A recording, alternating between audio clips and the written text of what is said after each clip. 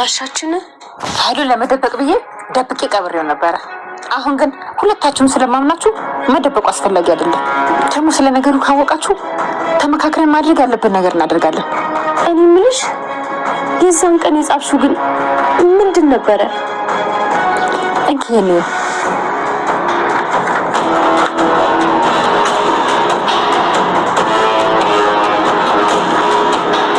አንደኛው ቀን በኃይሉ ባሌን የገደለበት ቀን ነው። ሌላኛው ደግሞ ጓደኛውን ከነ ቤተሰቡ የገደለበት ቀን ነው። ማን ነው? በኃይሉ ይባላል። የልብ ጓደኛው ነው። እንደ ስማቸው ሁሉ ነገራቸው ሞክሼ ነበረ። ድርጅቱንም አንድ ላይ ነበር የከፈቱት። በጣም የሚዋደዱና የማይለያዩ የልብ ጓደኛው ነበር። ከዛ ግን በአንዳንድ ምክንያት መጣላት ጀመሩ። በምን ምክንያት? በኃይሉ በድብቅ ድርጅት ውስጥ ህገወጥ ስራ መስራት ጀመረ እና ባለቤት ይህን ጉዳይ ደርስበትና ለጓደኛው ሄዶ ሁሉን ነገር ይነግረዋል። የበኃይሉ ጓደኛ በጣም የተባረከች ሚስት ነበረችው። በእሷ ተጽዕኖ የበኃይሉ ህገወጥ ስራ መቆም እንዳለበት ይወስናሉ።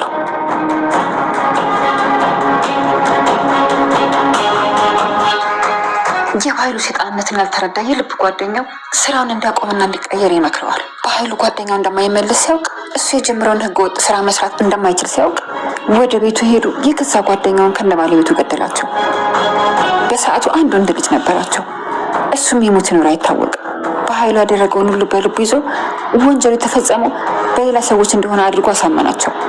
ከዛም ድርጅቱን ሙሉ በሙሉ በራሱ ስም አደረገው። ባለቤቴ ግን ይህን ህገወጥ ስራ አስቀድሞ ያውቅ ነበረ። ፍትህ አሰፍናለሁ፣ ወንጀል አጋልጣለሁ ብሎ ከበኃይሉ ጋር ሲጋፋ መጨረሻው ግን ሞት ሆነ። በዚህ ፋይል ባለቤት ያገኛቸው በኃይሉ ሲሰራ የነበረው ህገወጥ ስራዎች፣ የገዛ ጓደኛውን መግደል የሚያሳይ ሰነዶች፣ ሁሉ ነገሮች እዚህ ላይ አሉ እና በኃይሉ ለዛ ነው እነዚህ ሰነዶች እንደነፍሱ የሚፈልገው። አሁን በደንብ ገባኝ። በኃይሉ በጣም ካሰብኩት በላይ አረመኔና ጨካኝ የሆነ ሰው ነው። ቆይ እንዴት የገዛ ጓደኛውን ይገላል? በዚህ ልክ ግን ጨካኝ አይመስለኝም ነበረ። ለዚህ ኃጢአቱ እናስከፍሏለን። አሁን በዚህ ምክንያት ካላስቆም ነው ይህ ሰውዬ መቼም ቢሆን ሊያቆም አይችልም።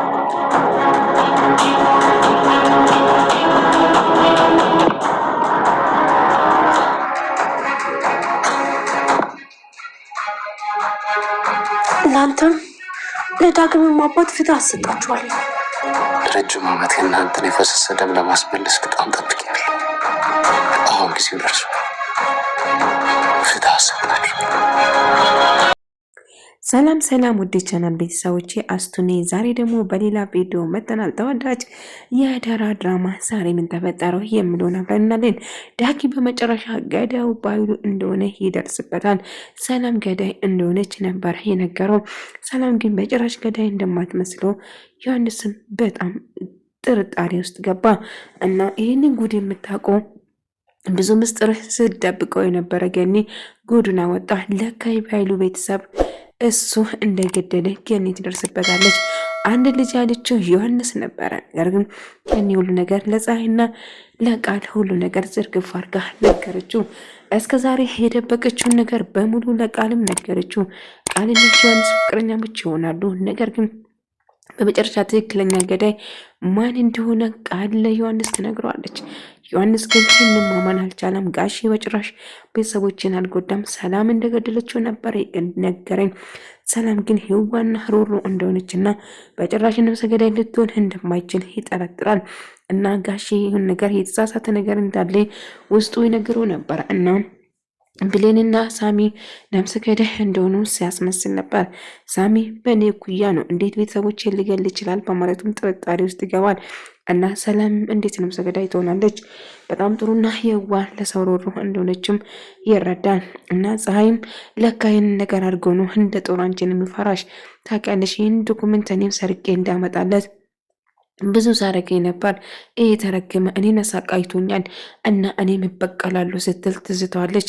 ይህንን ነገር በእኛ ስቡት እኛ ሶስት ነን ከኛ እንዳይወጣ እኔ እናንተን አምናቸዋለሁ ስትል ገኒን መረጃ በሙሉ ታከፋፍላለች። እናም አንድ ነገር ማድረግ እንደሚፈልጉ ዮሐንስ የቤተሰቡን ገዳይ ለመበቀል ይሞክራል። እናም ይፈልጋል እንዴት አድርጎ ይህንን መበቀል እንዳለበትም ያስባል። ነገር ግን በጭራሽ ሰላም እንደዚህ እንደማታደርገው እርግጠኛ ነበር። ውስጡ በጭራሽ ነፍሰ ገዳይ ሰላም እንደማትመስለው ይረዳል። ሰላም በጭራሽ ቤተሰቦችን ልገላ አልችልም እና አንድ ግራ የተጋባ አንድ የተሳሳተ ነገር እንዳለ ምንም ብሎ መድረስ አለብኝ እና ትክክለኛ የቤተሰብ ገዳይ ማን እንደሆነ በቅርቡ አደርስበታለሁ እያለ ዮሐንስ ያስባል። እናም ይህ ነገር እንደ ገዛ የምወዳቸውን በልጅነቴ ያሳጣኝ ቤተሰቦቼን ገዳይ አገኛለሁ፣ ግን በኃይሉ የነገረኝ የተሳሳተ መረጃ ሳይሆን አይቀርም። ምክንያቱም እንዴት ሰላም ነፍሰ ገዳይ ልትሆን ትችላለች በማለት ያወራል። ቢሆንም ግን ይህንን መቀበል እንደማይችል ደጋግሞ ያወራል። ግን ይህ እንደዚህ ሊሆን የቻለበት ምክንያት ይኖራል። እናም ይህንን ገዳይ ቤተሰቦችን ገዳይ እሱ ከሆነ እና ሰላም እንዴት ልትሆን ቻለች? ገኒም በኃይሉም ብዙ ጊዜ ልትበቀለው እንደፈለገች እና የእሷ ተወዳጇ ባላ በሱ ምክንያት እውነትን አሰፍራለሁ ወይም ደግሞ ህግ አስከብራለሁ ብሎ ወጥቶ እንደቀረ ተናገረች። እነዛ ሰዎች እንግዲህ በኃይሉ የመሆን ህገ ወጥ ነው ነገር ድርጅት ውስጥ ሲሰራ ስለነበረው የገዛ ባሌ የገዛ ጓደኛ ነግረው እሱን ለማትረፍ ሲሰሙ ይህንን ህገ ወጥን ለማስቆም ሲሞክሩ በኃይሉ ግን አሻፈረን ብሎ ባልና ሚስት አንድ መልካም ሴት እንደነበረች እና ሁለቱም በአንድ ቀን እንደገደላቸው ቃልም ትሰማለች። በኃይሉ ካሰብኩ በላይ እጅግ በጣም ጨካኝ ነው። እነኛም ለዳጊ አባትም ሆነ ለእኒህ ሰዎች ፊት አሰጣለሁ። እናም ለዚህ ስራ ይከፍላል። ልጄ እሱ በጣም አደገኛ ነው። ምንም እሱን የሚጎዳ ነገር እንዳያደርግ እኔን ለማስገደል ብዙ ነገር አድርጓል እና ብዙ ነገር ማሰቃይቶኛል። ነገር ግን ልጄንም አሳቶኝ ነበር። ልጄን ጋር ከልጅነት አለያይቶኝ ልጄን በመጨረሻ አግኝቻለሁ። ነገር ግን በኃይል አደገኛ እንደሆነ ይረዳል። ሳሚም ያውቃል። ዳጊም በኃይሉ ምን ያህል መጥፎ ሰው እንደሆነም ሁለቱም ያውቃል። እና ዳጊም ብሌንን የራሱ ለማድረግ ከሳሚ ጋር ውድድር አዘ። ብሌንም ተማ ይቅርታ እንድታደርግለት እየተለማመጠ ነበር። ብሌንም ይቅርታ አድርጌላለሁ ብላ ሳሚ ተስፋ እንዲቆርጥና ከሷ እንዲርቅ ነበረ ፍላጎታ። ሆኖም ግን ብሌን መቼም ላንተ አትገባትም፣ ብሌን ላይ ተስፋ አልቆርጡም፣ እስከ መጨረሻ እንደሚወዳትና እንደምታገልለትም ይነግረዋል። ዳጊ ይህን ሲሰማ ላንተ አትገባም እና ታዲያ ላንተ ነው እንደምትገባው በማለት ይናደድና ይበሳጫል። እና ብሌን ላንተ አትመጥንም፣ ብሌን የኔ ነበረች፣ አሁንም የኔ ትሆናለች። በኃይሉ ገኒን ለማስገደል እያሰብ ነበር። ይህንን መረጃ እንደምንም ብዬ ማጥፋት አለብኝ፣ አለዛ ፀሐይና ቃልን እንደምብዬም ሸውዳታለሁ፣ ወደ ቤቷ እንድትመለስ አድርገዋለሁ።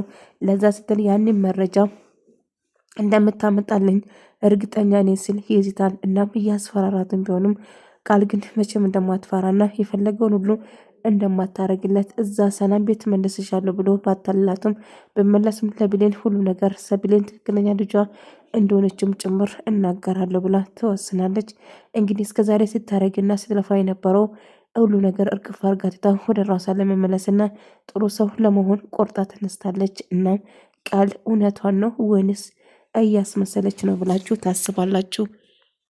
አረገን ትችላለህ። ካሁን በኋላ እኔ ወደ ራሴ ተመልሻለሁ፣ መቼም ቢሆን በአንተ ሀሳብ አልስማማም ትልና ትጫወበታለች። ቃል ትሳምኛለሽ? አሁንም ያለሽበት ህይወት በጣም ያስፈራል። ስለዚህ ወደ ቤት የምትመለሽ ከሆነ ገኒ ጋር ያቺ አሮጊት ጋር ያለውን ዶክመንት በሙሉ ሰብስበሽ ታመጭልኛለሽ። ከዛ ይቅርብዬሽ አብረን እንደ ድሯችን እንቀጥላለን። በቅርቡ ወደ ቤት ትመለሻለሽ። እህቴ ይቅርታ እንድታረግልሽ አድርገዋለሁ እና የገዛ ልጄም እዛ ስላለ አብራችሁ ሰላም እንድትሆኑ አድርጋለሁ ሲል ያስፈራራታል። እናም ዮሐንስን በጭራሽ ሰላም ነፍሰ ገዳይ አይደለችም ብሎ አመናት እና የወደዳትና የፈቀራት ሴት ማግኘት እንዳለበትና የኔ ውድ ልጅ ብቸኛ ልጅ እያለችው ስታመድሶና ስታወራው ሰላም በጭራሽ ነፍሰ ገዳይ ልትሆን እንደማይችል ይረዳል። ነገር ግን ይሄ ነገር በኃይሉ እንዴት ነፍሰ ገዳይ ሊላት ቻለ? እቺ ሴት አይደለም ሰው እርግብ እንኳን የምትገል ሴት እኮ አትመስልም፣ የሆነ ተሳሳተ ነገርማ አለ ብሎ ይነግረዋል። እና ማስታወሉም ጀመረ። የቤተሰቡን ገዳይ ትክክለኛ ጋሽ እየዋሸ እንደሆነ እርግጠኛ ነበር እና ቃልን አግኝተው እንደሚያወራትና እሷ ያለችበት አካባቢ ሄዶ እንዲፈልግም ተነግረዋለች። እና የሚያፈቅራት ሴት እንግዲህ ቃል ትሆናለች። ቃል ሁሉ ነገር ስለ በኃይሉ ከነገረች በኋላ የተፈጠረውን ነገር ሁሉ ነገር ትረዳዋለች። እና ዮሐንስ ጋሽ እየዋሸ ወይም ደግሞ በኃይሉ እየዋሸ እንደሆነ ይገነዘባል። እንዴት አድርጎ የቤተሰቦቹን በቀል እንደምበቀልም ጭምር ይነግራል። እና እሱ የሚፈልገው በኃይሉ ሰላምን ቤሌኔም እና ሳሚን እንዲገል ነበር ትእዛዝ ተሰጠው። እና አላቅም እሷም የምትወደውና ያፈቀርካት ሴት ማግኘት አለብህ ብላ ትነግረዋለች። እሱም እንግዲህ ቃልን ለማግኘት የተሻለን ሁሉ ነገር እንደማረጋትና እቺ ሴት ማጣት የለብኝም አክስቴ አላቅም ወዳ ነው ለሷ የተከፈለ ልቤ የመጣ እና እቺ ሴት እንደምንም ብዬ የራሴ ያድርጋለሁ ስል ይነግራታል። እኔ ልጅ አሁን እኮ ስሟን እንኳን ቁጥሯን እንኳን ሳትቀበል ከንፋል። ስለዚህ ያለችበት አካባቢ እንደምንም ብለህ ፈልገህ ማግኘት አለብህ ስትል ትነግረዋለች። እሱም አዎ እንደምንም ብዬ አገኛታለሁ። እቺ ሴት ለኔ ልዩ ነች። የእናቴ ምትክ ከሰማይ ተላከች ይመስለኛል። እናቴንም ትመስላለች ስል ያምናል። ቃልን ከአይምሮ ስላወጣ አልቻለም። ስለሷ እያሰበና ስለሷ እያስታወሰ ነበር። ቃል ወደ ራሷ እየተመለሰች ስለሆነ እርግጠኛ ነኝ ዮሐንስ ይወዳል እና የዮሐንስ ቤተሰቦቹ ገዳይ ትክክለኛ ማን እንደሆነ እሷ የምትነግረው ይመስለኛል። አልነገረችኝም፣ ስለዚህ አልጠየኳትም ምንም ነገር በማለት ነግራታል። ታዲያ እንዴት ነው ያልነገረችኝ እንዴት ብሎ ይጠይቃታል። እናም እሷም ምንም ነገር እንዳልነገረችው ጭምር ነገራል። በአይምሮ ውስጥ እያስታወሳት ነበር። ንግግሯ፣ ንዴቷ፣ ቅጧ፣ የአይኖቿ ሁሉ ነገር እናቱን እንደሚመስላትና እጅግ በጣም እንደወደዳትም ጭምር እየተናገራት ነበር። እናም የሚገርም ነው። ቆይሽን ያህል ወይኔ ልጄ አንተ እኮ የለም ሙዚቃውን አየር ላይ ተንሳፍቷል። በቃ ወዳታል። አሁን እንደዚህ የወደድካት አሁን ባታያትና ብትቀርባት ምን ይሰማሁን በማለት ነግራት እንግዲህ መንገድ እየሄደች እሷን በመለክት ሰዓት እጅግ በጣም ተናዳ ስጮህበት ነበረ ቃልም። ነገር ግን እሱም በድብረቱ ቀርቦ እሷን ለማውራት ይገደዳል።